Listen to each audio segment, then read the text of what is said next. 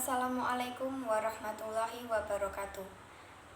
Para bapak, para ibu hadirin sedaya ingkang kula hormati, monggo kula lan panjenengan sedaya manjataken raos syukur alhamdulillah dhateng ngersanipun Allah Subhanahu wa taala. Dene menapa Allah sampun paringi hidayah, inayah, rahmat lan kenikmatan dumateng kula lan panjenengan sedaya sehingga kula lan panjenengan sedaya sami saged makempal wonten ing punika majelis kanthi sehat walafiat. Para rawuh ing saat menika monggo kita niat ibadah dhateng Allah Subhanahu wa taala, niat takzim utawi hormat dinten kelahiranipun junjungan kita Nabi Agung Muhammad, salah satunggalipun nabi pemimpin umat. Nabi ingkang sanggup badhe paringi syafaat, boten pandang sugih utawi melarat, boten pandang rakyat utawi pejabat, sami ugi ing donya utawi ten akhirat. Mugi-mugi kula lan panjenengan sedaya benjing saged angsal rahmat lan syafaat ing dinten kiamat. Amin Allahumma amin. Para rawuh ingkang minulya, junjungan kita Nabi Muhammad sallallahu alaihi wasallam menika salah satunggalipun nabi ingkang nggadhahi sifat kemanusiaan paling sempurna. Dene ingkang paling menonjol inggih punika sifat kejujuranipun saha akhlakipun ingkang mulya. Ngantos Kanjeng Nabi terkenal wonten kalangan tiyang Arab dipun sebut Al-Amin. Al-Amin niku tegesipun tiyang ingkang saged dipercaya.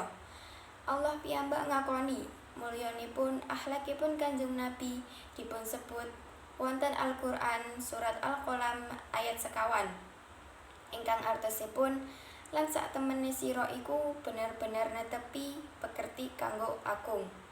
Para bapak, para ibu ingkang minulya, keranten akhlak ingkang mulya lan agung, Kanjeng Nabi saged bangun mental bangsa Arab saking zaman jahiliyah menuju zaman Islamiyah. Kita sampun maklum wonten kitab-kitab Thoriq utawi sejarah Islam, bilih saderengipun Kanjeng Nabi lair dipun watani zaman jahiliyah utawi zaman kebodohan.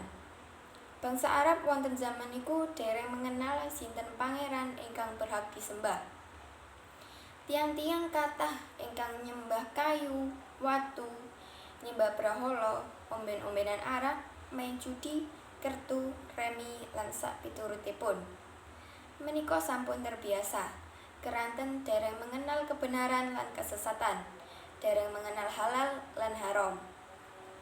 Para bapak, para ibu ingkang kula hormati, agengipun pengaruh kemuliaan akhlak Kanjeng Nabi sehingga syiar kejayaan Islam boten namung terbatas wonten kalangan tiyang Arab mawon, ananging terus meluas berkembang ngantos seluruh dunia.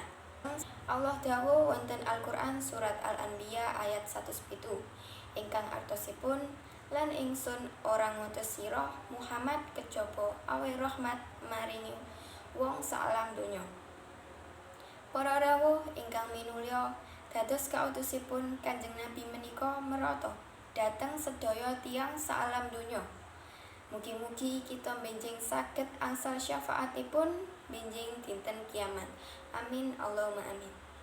Kintenipun cekap semanten urayan singkat tentang Maulid Nabi ingkang saged kula aturaken kirang langkungipun nyuwun pangapunten.